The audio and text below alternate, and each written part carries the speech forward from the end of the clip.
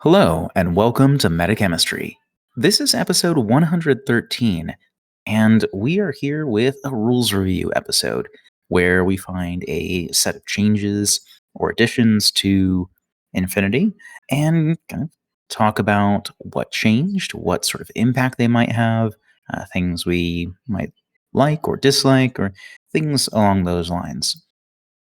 And for this one, it's the big FAQ that we've been waiting for since the launch of the edition that fixes and clarifies a bunch of things. This is the Infinity Core Rules 1.1 version. Technically, it's not an FAQ, it's addendums and errata to the rulebook, but yeah, lots and lots of changes here. The majority of them are going to be updated diagrams, charts, extra verbiage to clarify things, and stuff along those lines. But there's a lot of meaningful things as well. But before we get into that, we'd like to take a sec to thank the sponsor of Metachemistry, Mo Games, which you can find at mo-games.com for all your Infinity needs. And as part of their sponsorship of the show, our patrons of any paid level get a 10% discount code to that store.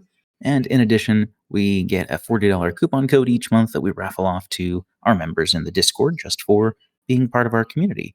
And Mo ships to anywhere in the US, so that's where you're eligible to get those prizes there. Because what's better than games? Mo Games. And for this episode, we have Ian and myself talking about the big updates in Infinity. So, Ian, how have gaming endeavors on your end looked since we last spoke? Haven't gotten a ton of Infinity in.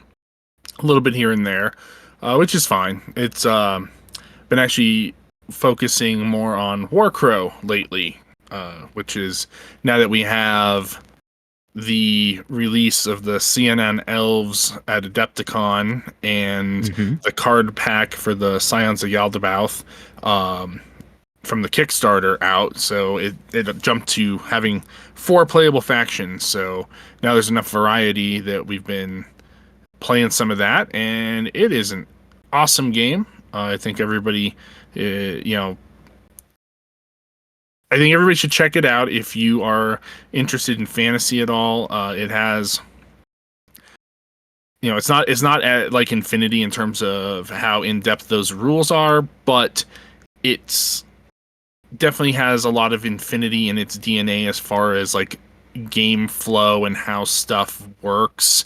You can kind of see some of where that design logic came from, but it's just a very fun game of fantasy models in a kind of a semi-unique fantasy setting, and you're playing units instead of models most of the time. You build your force as units. So the nice part about that is that unlike Infinity, where you're building your force model by model, and you might have to buy a bunch of models that you don't necessarily want to use actively, just so you can get the 1 or 2 in the box that you do want to use regularly. This is, you buy a box, you use all the models in the box. That the unit is always played as like, this is what it is. So that's been actually kind of cool. So there's nothing really that will sit on a shelf and go to waste if you're going to use part of that box, because you're going to use the whole box. But yeah, it's a lot of fun, a lot of tactical depth to it. It's kind of adapting and growing with every release, because all of the rules for the units are on the cards, and they all get to do some pretty unique things. And I don't know, it's a lot of fun. It's a little bit of a breath of fresh air. Infinity-ish, but fantasy and very different. So check it out. It's a lot of fun. Yeah, I've dabbled just a little bit, but I just recently put in an order to get the Adventures box and the Scions cards and things like that, so I can play my evil elves. And yeah, it's been pretty neat. The little bit that I've tried, it is, like Ian said, it's much lighter than Infinity. I find that this will probably be a pretty good side game to kind of get that fantasy itch scratched if you primarily play Infinity. Yeah. But yeah, it's a good time. And it's definitely going to be my primary fantasy-based game, with a lot of the other systems just not being super viable, in my opinion, at this point. Hmm. Yeah, I said I was super excited for GW to launch the old world and to get back into some Warhammer Fantasy, and then I didn't enjoy it. I didn't think the system was done very well, and I think they really dropped the ball with a lot of how they did the forces and stuff, and a lot of stuff that they did updates to the rules, but then it like broke how things worked in the game, where like in the prior edition there was a clear answer to how this worked, but now one sentence got removed and now it like doesn't address like situations that came up, and it was a very sore disappointment. Sure. And then Warcrow so far has been just very enjoyable. It says much Nice. lighter, very enjoyable, quick games. Most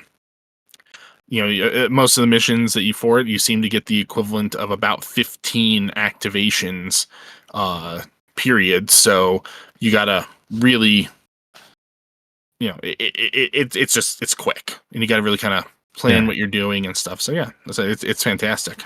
It is definitely my main fantasy side game now. Yeah, very cool. Yeah, on my end, we've just wrapped up the Training Incident League, which is the Grow League that I've been running for the last couple months. And yeah, so that is just finishing up. We're still gonna, try and find a time to get all of our participants, or at least as many as we can, since there were 28 participants. See if we can get them all in the same room for a little bit of time so we can do awards and stuff like that.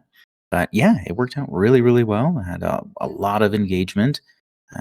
Did some fun stuff with achievements, made some neat little prizes, and yeah, I think we got a lot of new players, which is great. So a bunch of people jumping into the game locally, which is always really heartening to see. And Indeed. yeah, right? Definitely a good thing. But yeah, otherwise, I've been kind of jumping around between the usual factions I've been playing lately, either Tunguska or OSS or something O12. But yeah, always something else I want to try lately, because for me, like, I'm playing, roughly once a week. So there's a lot of new stuff that I still want to try out. But yeah, as far as our kind of center topic here, we have the 1.1 rules update. And it's a big one. Like there's a lot of stuff going on. So much so that I don't see us going through every kind of nitty-gritty change. A lot of the things were just kind of rulebook fixes, some even as little as just minor formatting, some additional diagrams or diagram changes, some updates to charts, additional verbiage that clarified how I think many people probably already read a number of rules, things like that.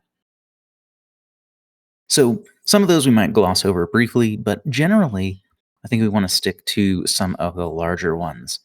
And I think there's probably two and a half, depending on how you want to count, of the very biggest changes. And in my mind, that's going to be what we not that long ago had an episode on that completely invalidates it, is climbing plus and super jump. And then also turrets gaining the new non-reloadable skill. So let's start with the maneuverability options here and talk about the changes to climb and jump and their super slash plus versions.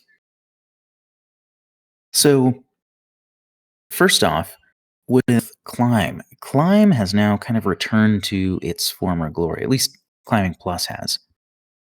Climb largely works very similarly. The main difference being that instead of a flat 6 inches of move when you declare the climb skill, it is now your first move value plus 2 inches. And if you have value in parentheses, you use that instead. So some models will have climb 3 inches, That just means you add 3 to your first movement value when you declare a climb. And the climbing plus skill, where that really kind of shines again, is that you can move onto vertical surfaces from a horizontal surface while using move, dodge, guts, etc., which is huge. Like you don't not needing to reach the wall that you're trying to climb up or down makes climbing plus much more useful. Also, that you can continue movement once you reach the top or bottom of the surface. Because before you still had to stop. Even though you could do it as a short skill, it would just terminate the rest of your movement. One thing that's really cool about that is that if you do declare climb, as in you're already touching the top or bottom of the surface you're trying to traverse, you do get the extra 2 or value in parentheses inches to move along that surface. And then because of the change, you can still continue that movement going, once you hit your horizontal surface there, which makes climbing plus much better and very close overall to how it worked in N4. Main difference being that you can only declare it as your first skill. It must be your first skill, and you cannot declare it again in the same order. So you cannot declare climb. And you'll find that to be the same with super jump and the jump skill. And Ian, do you kind of want to go over the changes to jump or super jump? Yeah, so it's going to be very similar to what they did with climb, where instead of it being a flat 6 inches, it's your first move value plus 2, and unless you have a different value there, and then super jump has to be declared as your first skill, and you'll get your value plus 2 and still be able to shoot as a short skill. Sometimes you'll be able to get more off of that, but primarily things that used to have like super jump 8 inches for the most part seem to now have super jump plus 3 inches. So you're not moving quite as fast. You can't declare it twice, so you're not getting the 16-inch plus moves of certain things across the board right away. So it does bring some of the maneuverability and the speed down, and that's fine though, because there's no reasonable reason why certain models needed to be able to move 16 inches. Fair. But it brings it down just a little bit, and then there's a clarification on the jet propulsion that instead of having to move in a straight line, you can maneuver anywhere around to be able to get to where you want to be. So you can jump around corners or down weird lanes to maintain your people not having line of fire to you through like an alleyway. If you had a long kind of jump, the super jump and jet propulsion, you could do a lot of interesting maneuvers with that. So yeah, I think it's absolutely. overall a positive update, allowing jet propulsion to do what it sounds like it's supposed to do. Right. Yeah, and so just return to your starting position, which there was a way you could interpret that it worked the way that it obviously now appears to be intended, but there was nothing that was explicit enough. And then all of the examples showed that you just went back to start if you used the jet propulsion version. Yeah. But yeah, now being able to say, like, okay, I'm going to move from here to here, and I will take whatever path I want as long as it's within my movement value to get there. Which sounds really fun for Garudas right now because they moved to 8.2 move. So now they're baby vehicles and can fly 10 inches anywhere they want. Oh, that's ridiculous. Yeah, and the super jump changes were good. I think that super jump it still is very powerful. In fact, in some ways, it's slightly stronger. Yeah. Because of any of the units that get the super jump 3 inches, if they already have a high movement value, instead of moving 8 inches, now they're moving 9 inches and can still declare that short skill afterwards. Mm-hmm. But it does slow things down a lot in terms of just raw ability to traverse the field, because then the second skill for a lot of those units is 2 inches or maybe 4 inches for some, but most of them are 2 inches. Like all the vehicles, for instance, are effectively can jump 11, move 2, which slows them down a bit. Like 3 Yeah. inches is pretty noticeable. Yeah. Yeah. It looks like, most of the combat jump troopers got super jump jet propulsion. Not across the board, it seems, but most of them, because that one makes sense. Yeah, they have jetpacks. They get to use them. Yeah. So there's a lot of really cool stuff that they've done with some of these, and and there's things where you can tell that they didn't mess with it because it already did the thing that they wanted it to do. Like the Mechazoid has climbing plus, but it's already moving 6, so it's climbing 8 anyway with that. Same with like the Jizamurai, because they are also a move 6, so with climbing plus, so they did not need anything extra for there. They actually got the extra doing this. Right. Yeah, so it's kind of cool.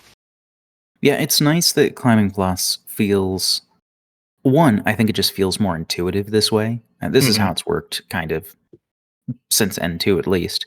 Yeah. I don't think it was around in N1, but that's kind of how it's always worked, more or less, other than the modified movement portion when declaring climb, but basically it allows you to walk on walls. That's always been the case. And so that returning is really nice because it was better than not having climbing plus, sure, but it did not feel good. And you kind of, didn't really worry about models with climbing plus all that much, I feel like. I think they kind of fell off quite a bit. And super jump obviously, shot up in usability and desirability. But yeah. So very good changes. I think that super jump doesn't allow you to cross the field quite as fast, even though in some cases you can engage slightly faster. And then climbing plus now feels good. It's very nice again. And I realize that Shinden Butai has a significant amount of models that have at least one of these rules. Yeah, they definitely have a ton of maneuverability options, and now they feel nearly in parity. I still like super jump better, but yeah, they feel like they're at least in the same realm of benefit. Oh, gross! Shikami have super jump 3 inches. Oh yeah, Shikami are wild. Yeah. Also, all of those 8-inch jump infantry changed to super jump 3 inches. There was a less than 24-hour period, I think, or maybe around that, where it wasn't changed from 8 inches. And so with the new reading of the rule, they would be 12 or 14 inches of jump on their first skill. But yeah, I mean, there have been discussions about that in our Discord and certainly other places. Some people are a little disappointed, but I feel like you couldn't have expected that to last. Yeah. So yeah, a lot of the actual profile changes in this update, almost all of them are just modifying jump 8 to jump 3, super jump or otherwise, because there are some models that had extended jump range on a long order jump, like the Sophatex or Griffins or things along those lines. But yeah, so good changes there. Absolutely good changes. Then we have a new trait called non-reloadable, which does what it says on the tin. It means that you can't cancel the unloaded state for that disposable object. And this is now on all armed turrets. So this, I think, is more controversial, and I'm not very happy with this change in particular. I do think a change was good. I do think that it needed to be adjusted, but I think that this is another instance of overcorrection on certain things like that. I've talked about it before in previous episodes where, a number of things felt like they were hit a bit too hard and that, they had several negative changes when they could have had a couple or things like that. I think this is another one of those where this is really putting the hammer down. Yeah. Like, I like it in terms of making turret spam not be a thing, because that's a not fun, uninteractive way to play. Sure. Um, but I feel like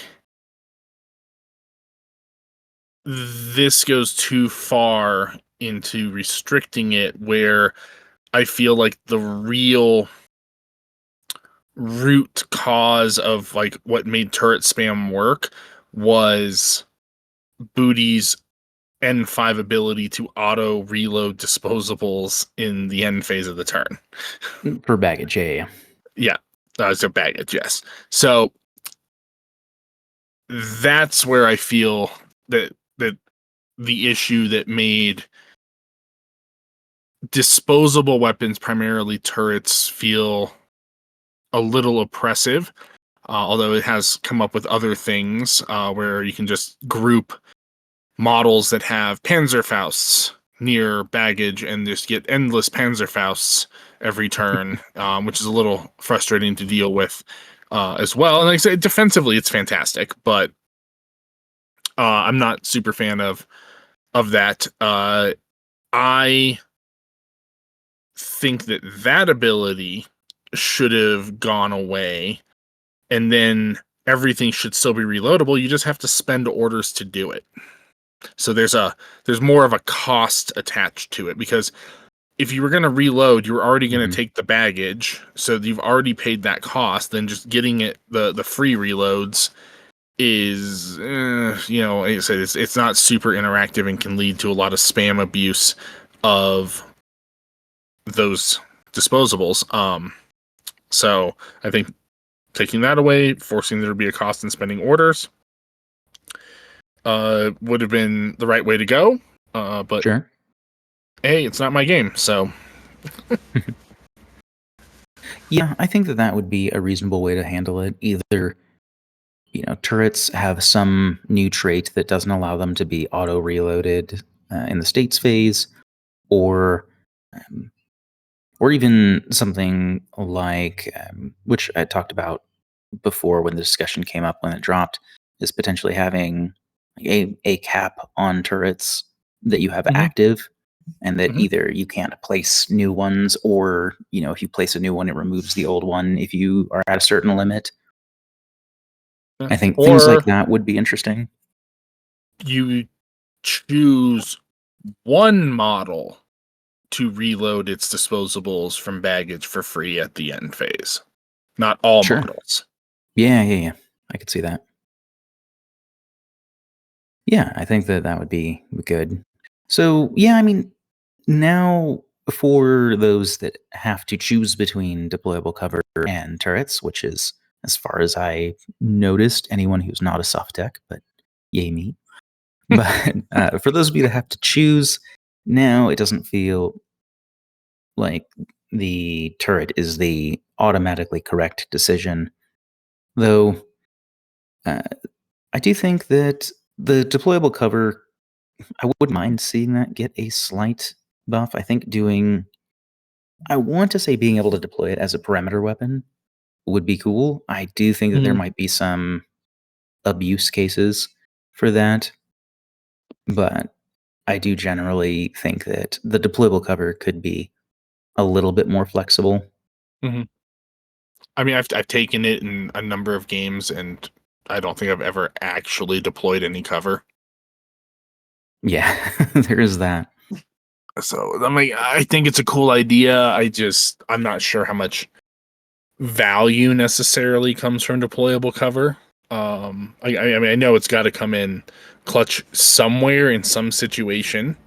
Uh, I have yet to find that situation in a game that I've played while taking a model that can do that. Yeah, like I feel like there are probably situations where it could potentially fill a gap that you couldn't cross otherwise. Well, no, because you just cautious move.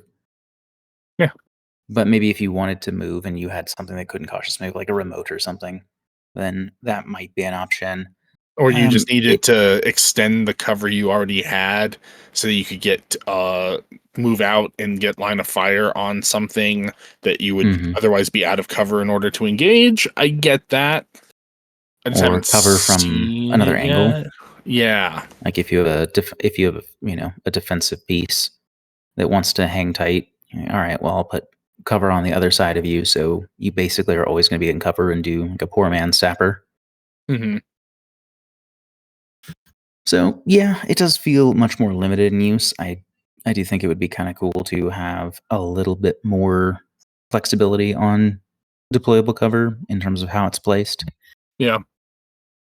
But I get that perimeter might be problematic because closing off areas too easily. Like, okay, well, I'm going to block this objective room, or I'm going to break line of sight, and now this guy can move freely because even though you could see him before, but this guy on the other side of the wall is Hmm. dropping cover. So I get it. That might not be the best solution, but I would like maybe some middle ground. Yeah. But yeah, and speaking of deployable cover, there was a clarification on that, essentially saying that if you have cover and deployable cover and both could potentially apply to an incoming attack, you choose which one you use and then apply those effects. Which doesn't matter if you're using the cutting foam, but if you are using the Trofero, then you can't say that you're getting the -3 to be hit and +6 to your save. You have to Hmm. pick. But yeah, otherwise, I would say that speedballs are another really big one. Yeah. So speedballs, one, they confirmed in rules text that they are 55 millimeter tokens, so that's nice. Everyone had kind of Yay. discovered that by this point, but it's nice to be codified. And also a clarification that you can't drop them mid-order sequence, so you can't call down a speedball in the midst of an order. It has to be between orders. Hmm. And the kind of three, when we talked about speedballs in a prior episode, the three kind of like auto pick speedballs, the ones that you always wanted, just depending on which thing you cared about, Hmm. those have all changed. So, Vitapack and auto repairs, they have to apply to an unconscious ally with a short skill, and then it cancels the unconscious state. So, it's no longer a free extra wound you can suffer on a trooper. So they're not the offensive tools were never really intended to be.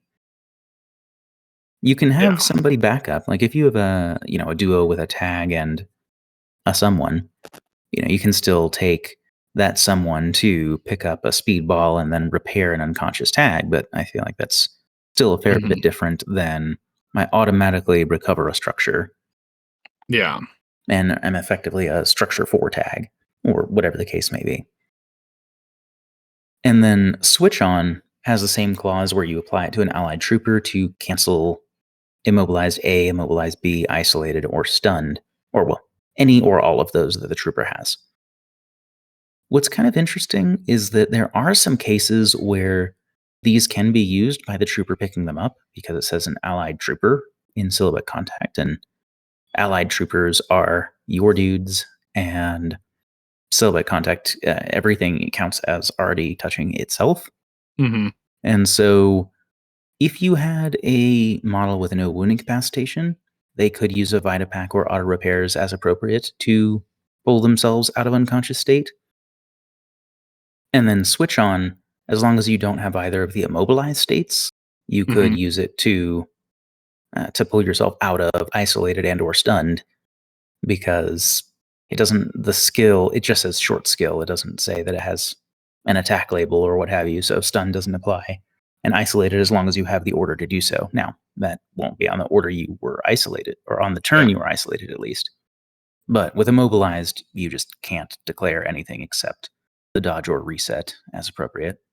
It's kind Hmm. of interesting. There are still some ways to squeeze value out of those on a single model.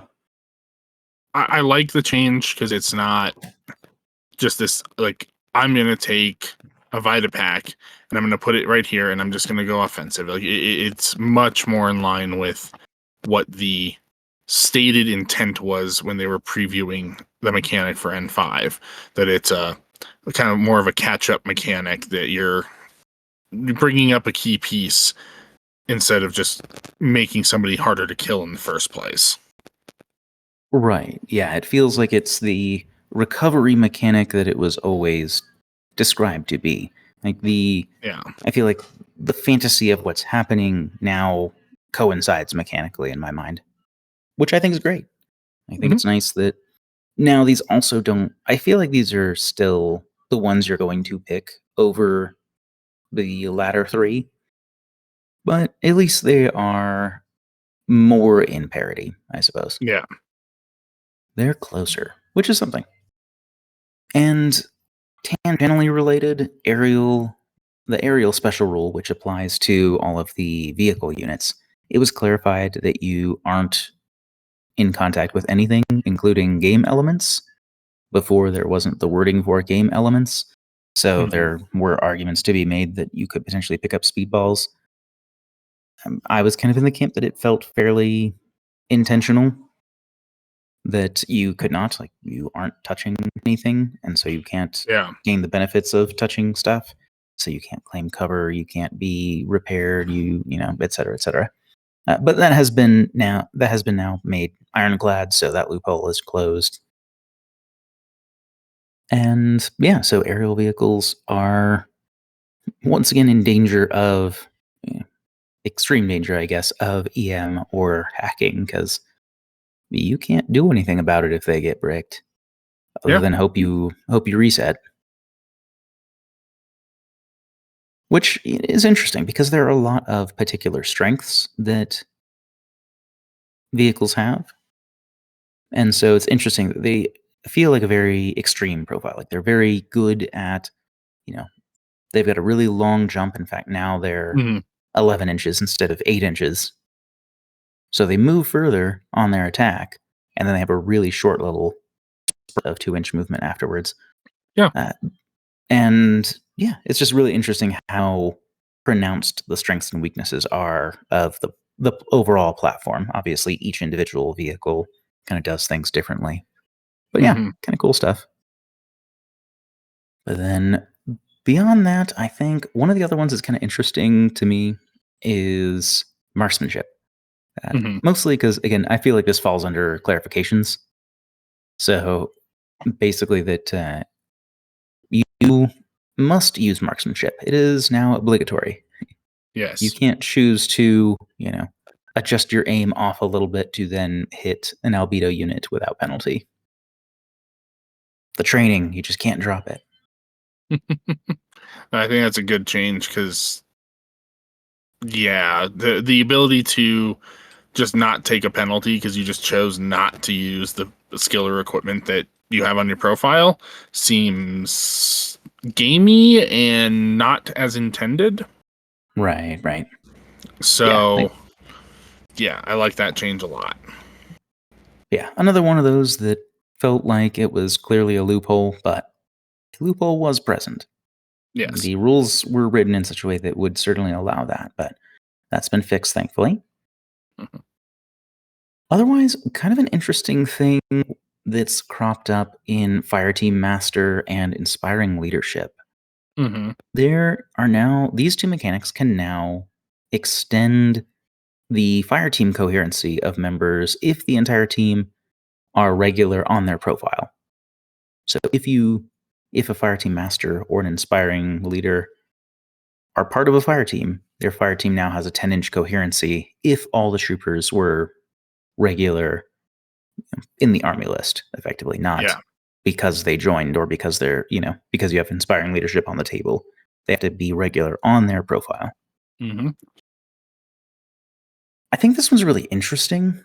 I don't love it because it kind of breaks the convention of 8-inch units in Infinity. Yeah. And also, you can check zone of control, but you can't check you can only make coherency checks at different times, and so Yeah, it's kind of interesting that's that. a fair assessment. So you kind of have to eyeball things a little bit in certain ways that you might not need to before.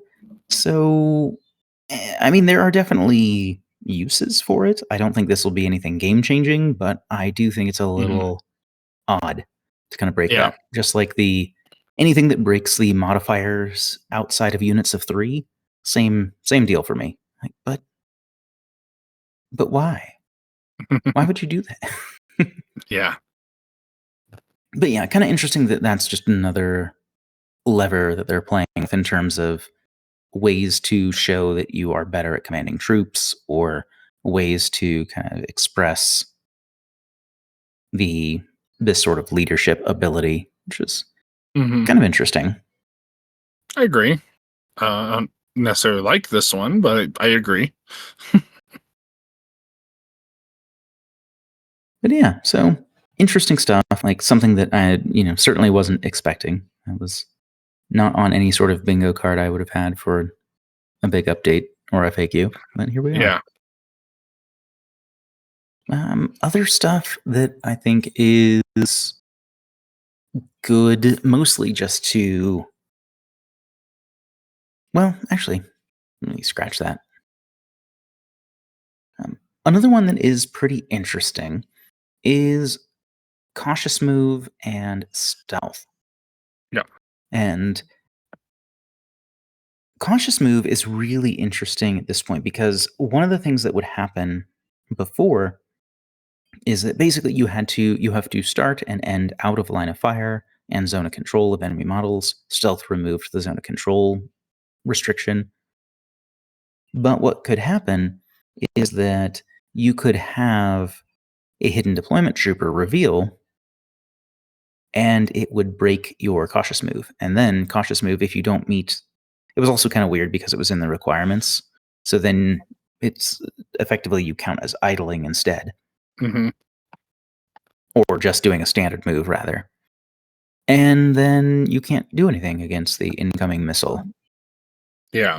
which is usually what's coming at you. Not always. There are other hidden deployment units that have other nasty weapons now, but the missile is the famous example from a Noctifier. But yeah, now hidden deployment doesn't trigger, which is good because now there aren't any instances where you can't fail a cautious move anymore.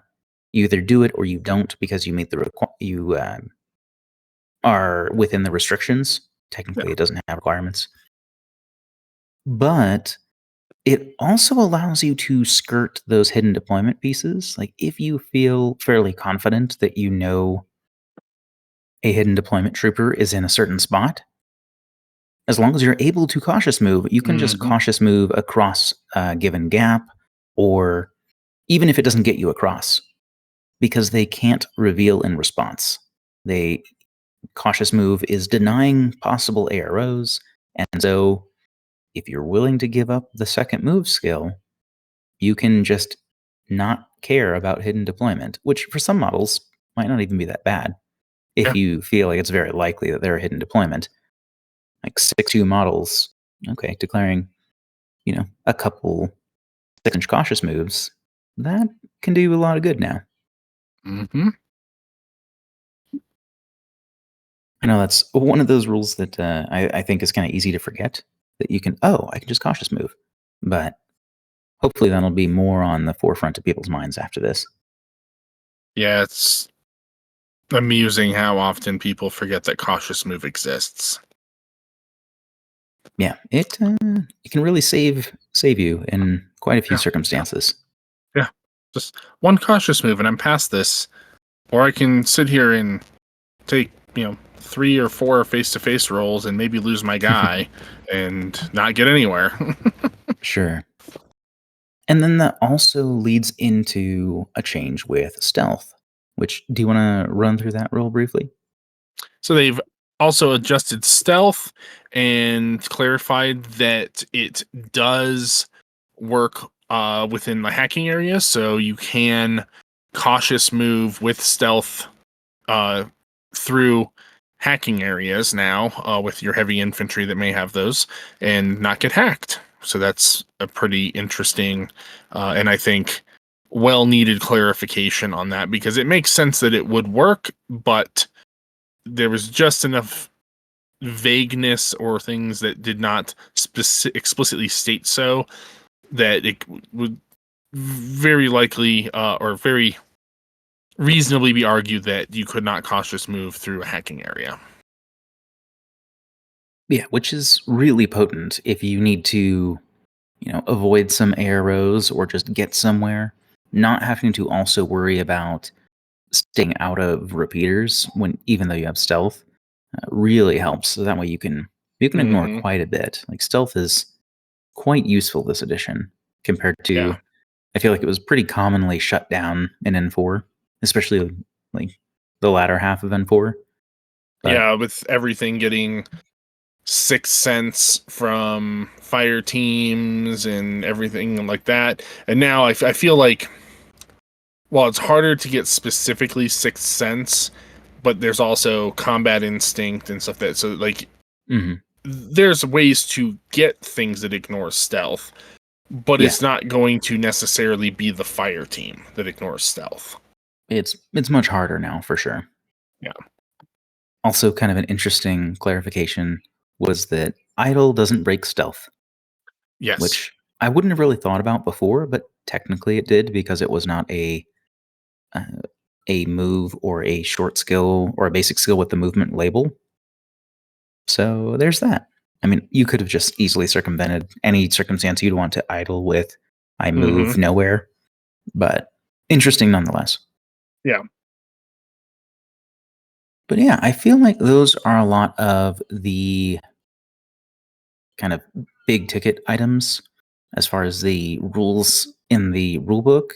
Mm-hmm. There are a number of other things that again are still kind of clarifications, like metachemistry now matches booty in so much that you roll once the model hits the table. So if you have something with metachemistry in a marker state or airborne deployment or what have you, you roll when it arrives as a model and not a marker. Uh, Total reaction was clarified so that all of the burst bonuses apply in ARO as well. Again, that one felt like it was the case, but Mm-hmm. the wording wasn't specific enough.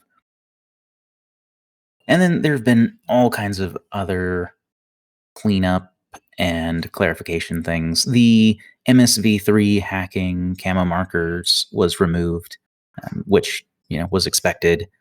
Mm-hmm.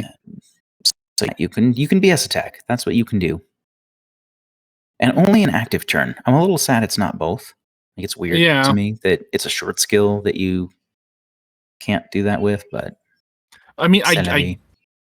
I get it on a level of, this camo marker moves in front of you and you don't get to just automatically shoot the camo marker as an ARO. Like, I kind of get it from a game balance perspective, but it does seem odd that the thing you could do actively, you can't do reactively with that specific piece of equipment. Yeah, especially being a short skill, but I mean, I suppose most of the time you'd want to hold anyway. But Yeah. if you have a feeling that they're just trying to get places, if they're doing a move, it'd be real nice to just throw rounds into them. But Yeah. oh wow. And then things like nanoscreen. Nanoscreen doesn't apply to comms attacks because comms attacks ignore cover, and nanoscreen is almost cover but not quite. So another loophole closed. Um, Actually, you know what? I think that this one is another big one. Actually, this Mhm. is the strategic use of command tokens to deplete orders. Order stripping is now Yeah. based on the number of orders produced on the person taking the first turn's order count phase. So, whoever's going first, once you count up your orders, if their regular, irregular, and tactical orders are more than 10, you can spend a command token to reduce orders. They also added a clarification, which has been the case since command tokens were around, if I recall. But they added a clarification to explicitly say you can pull from more than one group. So you can do one from two different groups or two from one group, and that's allowed. But this is nice because it means that hidden deployment and airborne deployment units aren't going to be affected, or they're not going to count towards order stripping. Also, lieutenant orders don't count. Now, if you convert lieutenant orders to regular orders using Strategos, then they count because they're regular orders. So if you want to avoid that and you're right on the edge, then you'll have to not convert the order during your during that first turn. And then NCO can trigger later in the turn when you decide to activate an NCO model, and then it turns into a tactical order. But not before. Yeah. I like this quite a bit because it opens up list building options, and it also doesn't force you to divulge hidden information. And both of those things are good in my mind. Well, and that was the hardest part with it before was like, why do I have to divulge that I have hidden or off-map models for the purpose why do I have to provide my hidden information outside of when that information would normally be provided for the purpose of triggering whether or not my opponent could strip orders from my pool? It just seemed very, very weird with the way it was worded originally. So I like this much better. It's much cleaner. It does what it seems they want it to do without having a loophole to suss out information you're not entitled to. Right, exactly. Yeah, and I've heard arguments that, hey, veteran players are going to be able to typically tell that that's the case anyway.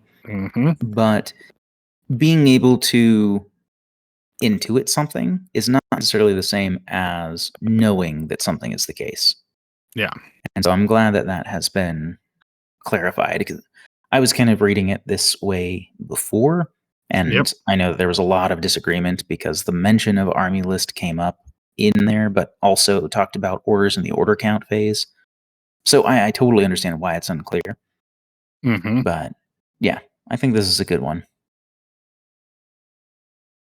Otherwise, I feel like a lot of stuff does tend to be pretty minor. Things like the remaining technical weapons, which was verbiage from N4, have been changed to BS attack whip in the case of all the Toha stuff, because, CB remembered that those are there. Yeah. So that was important. The Toha still exists. They are kind of present. Anti-material being added onto weapons that we would expect to be anti-material, like T2 weapons, and some weapons that had like DA that didn't have anti-material but should, and little things like that.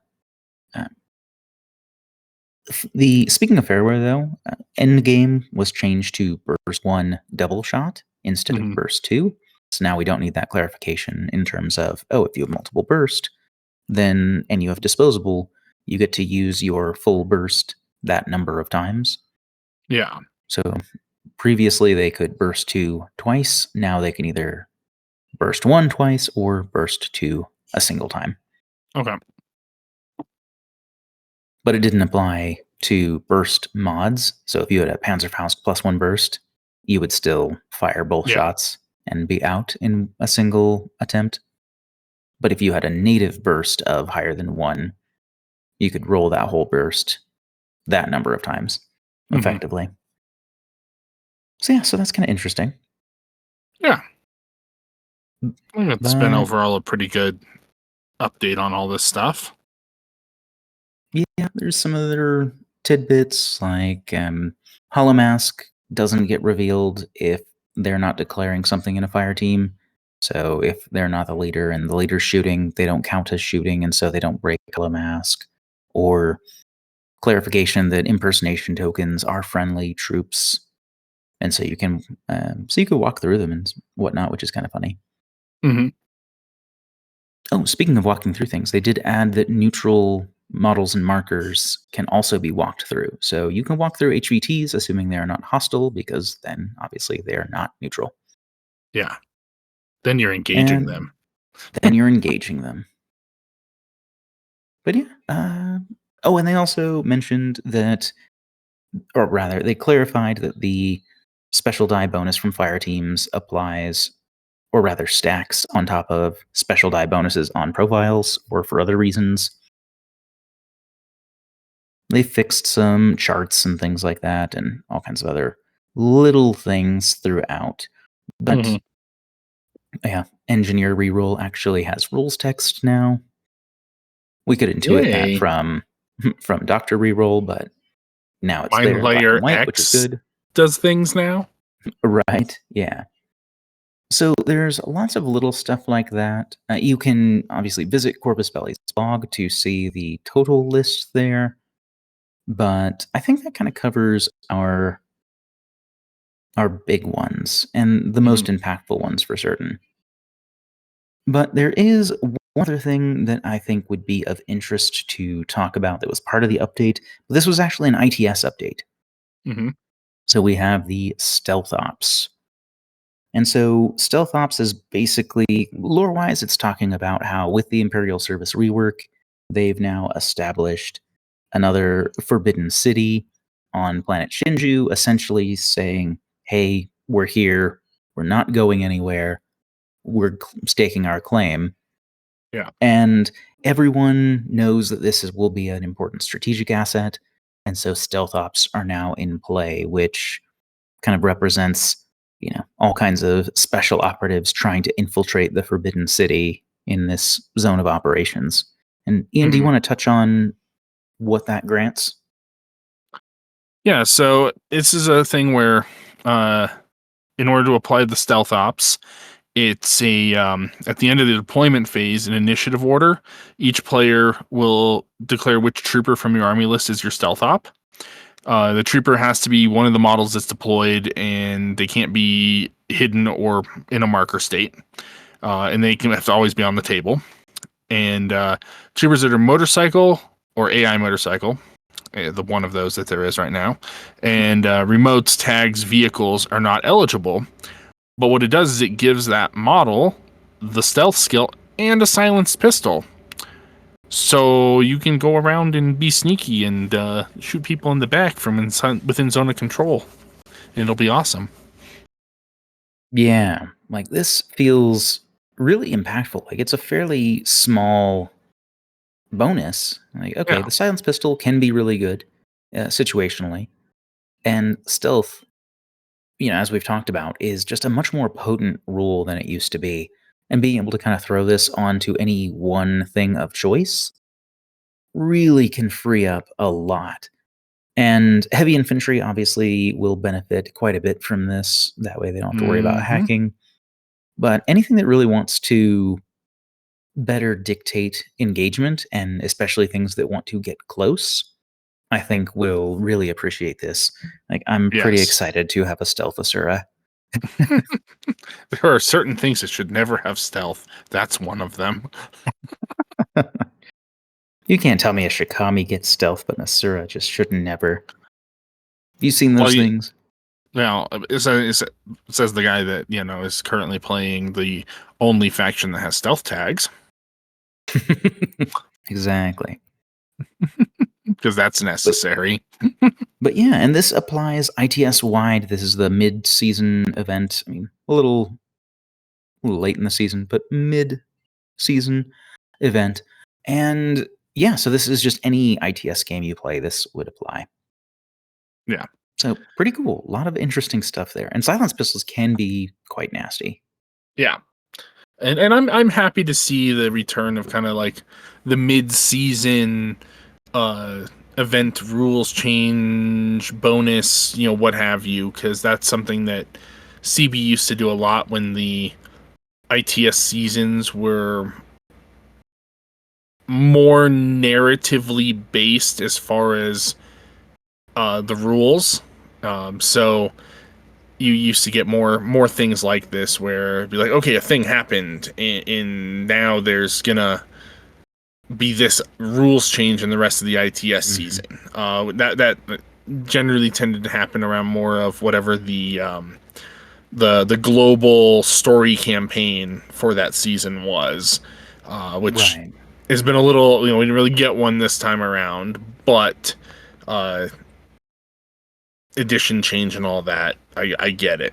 But this is kind of going back to some of that where you would get some of these more story based, flavorful rules options in the ITS seasons, which I would love to see them do more of, because that was actually part of what made a lot of those earlier ITS seasons just so much fun, because you get weird, wild, random kind of stuff that just made the game play a little bit different. So let's do Yeah, more of exactly. this. For sure. And yeah, I get not having as much narrative in this one because it spanned editions, and so I didn't want Yeah, to spoil things that were about to come in N5 and all that. But I do like that this is returned, and it's a neat way to kind of incorporate just a little bit of narrative element into your ITS games, and kind of get that feeling of, all right, here we go, trying to infiltrate some area of a forbidden city to accomplish yeah, whatever mission we're playing. So that's fun. I do enjoy that. So yeah. indeed. And with that, I think we're just about ready to transition over to final thoughts. But I do want to say thank you to all of our patrons. Um, You guys really help take care of some of the financial costs that are associated with the show, as we definitely don't get paid for this or anything like that. This is just a passion project for us, but you certainly help with special projects and subscription costs and hardware replacements that come up and things like that, that really makes it a lot easier to keep the show going. So thank you very much for that. And if you're interested in financially participating in that way, you can find us at patreon.com/metachemistry. And in return, we try and give some benefits to kind of show our gratitude for that. Things like a final say on polls. We have some sections of the Discord that are patron only, and early access to episodes and different things like that. And as far as our Discord itself goes, other than those special channels, the Discord is free and open, so anyone can come talk shop, and we'd love to have you. Even if you can't support us in that way, we'd love to meet you, chat with you, and have you part of our community there, because we have all kinds of Infinity stuff going on regularly to chat about. And if you're in the United States, we also raffle off that Mo Games discount code every month. So you can join in on that as well, just for being part of our community. Mhm. And so, with that said, Ian, final thoughts on Infinity N5 1.1. I think this is a positive update. I like where it's gone with climb and super jump, where it's put climb and climbing plus kind of back to usability, and it's toned super jump down to a reasonable level while also clarifying what jet propulsion does. So I think that's the biggest ones. While it's a little heavy-handed, I think that the turret change is overall a positive. Um, we'll see if it gets tweaked a little bit more, but as always, this is a game with kind of more of a living rule book at this point, so they're going to keep tweaking stuff as events happen, as feedback comes in, and it's a good thing. I mean, look at N4. From the beginning of N4 to the end of N4, there was plenty of tweaks on things, and the game overall got better for it, and we're going to continue to see that with N5 doing the same thing. So keep it up, CB. Yeah, I was really really happy to see the quick turnaround on the super jump 8 inches Yeah. bit, because the update came out and then the next day they fixed that because it was very clear that that was not what they were looking for, and so all the infantry that were flying through the air at 12 inches a move, 12 inches a jump, or 14 inches a jump, got like, they got kiboshed pretty quick. So Yeah. that sort of response is just really, really great to see. And for me, I think that overall, this is a very, very positive set of changes. I think it made a ton of clarifications that were great to have in writing. I think the vast majority of them, people were playing that way already, but it's great to not have that room for those sorts of arguments anymore. Yes. Like, no, you need to actually try and come at me with impetuous. You can't just, do a shallow diagonal. Or no, you can't do a parabola horizontally around a corner with your non-jet propulsion unit, or things like that, which, just kind of cuts out those things that aren't really fun or part of the game and feels like things where you're just trying to skirt rules. So Mhm. closing off a lot of those loopholes is really nice. Otherwise, obviously the movement skills, turrets, and I suppose speedball also was probably a big one. That those are all really, really good changes by and large. I agree. The turrets are not what I would have chosen, Mhm. but some adjustment was worthwhile. I think that was probably too much, but generally, climbing plus being in again is great. So worth taking a closer look at those climbing plus models again because they can really haul it. Yeah. And yeah, so if you enjoyed our chat, we'd love to hear from you. So you can let us know your thoughts or maybe things that you find interesting enough that we missed. Now, I know we didn't go verbatim over everything. We went over the vast majority of things, but maybe there are some things that you think might have deserved more attention, or further questions that you might have for us, or just letting us know your thoughts on some of these changes. You can feel free to reach out to us. The Discord is the best place to find us, but otherwise, you can comment on this podcast episode on Spotify. You can find us on our Facebook, etc. And yeah, we'd love to hear from you. And on behalf of Metachemistry, this has been Devin. And Ian. And that's the meta.